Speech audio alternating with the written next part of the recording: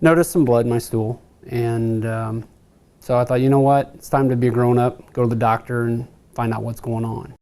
Basically, I ended up at Kendrick because of a referral, and I remember him telling me, don't know what's going on, but if I had any kind of an issue, these are the people that I'd go to. The first thing the doctors wanted to do was colonoscopy. Had a colonoscopy done, and they were very straightforward and said, yeah, you've got a cancer, and you've got a rectal cancer.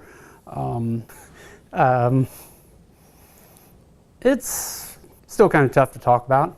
It was a little bit of a shock. I think any normal person's going to hear they've got cancer, and they tend to think the worst at the beginning. You know, the cancer that I had was one of the most highly curable cancers if it's caught early enough. And from there, it was it was kind of a whirlwind of activity. They wanted to know right away how much how extensive it was, what maybe it had spread to where it hadn't, what they were dealing with. That's the only way they could really treat it.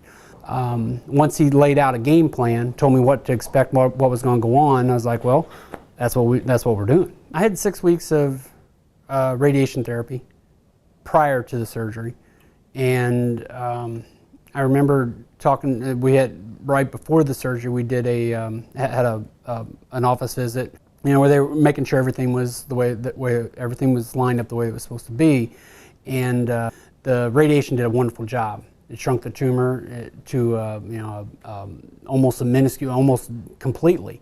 And I remember asking them, why do I have to have the surgery? And he said, well, you know, we don't have enough data. In 10 years, maybe we will have, and somebody in your position wouldn't have to go through surgery. But right now, you know, this is the protocol, it's what we've got to follow. They wanted to do a procedure using the Vinci robot, and they explained the difference between the two of them.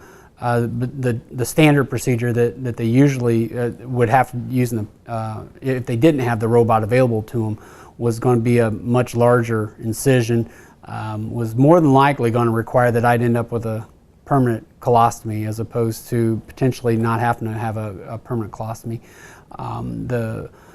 The amount of recovery was going to be much more extensive. Just the amount of damage that would be done to my body was going to be a lot higher. They were going to use the Vinci the robot to do the procedure in a laparoscopic manner, and to me it was a no-brainer. I don't recall the pain being all that bad. I was in the hospital 4 days. 5 days? 4 days or 5 days when I had the first surgery. I was in for 3 days after I had the reversal and the ileostomy.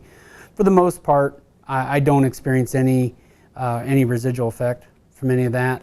My advice would be, if you think something is wrong, listen to what you feel might be going on and do something about it.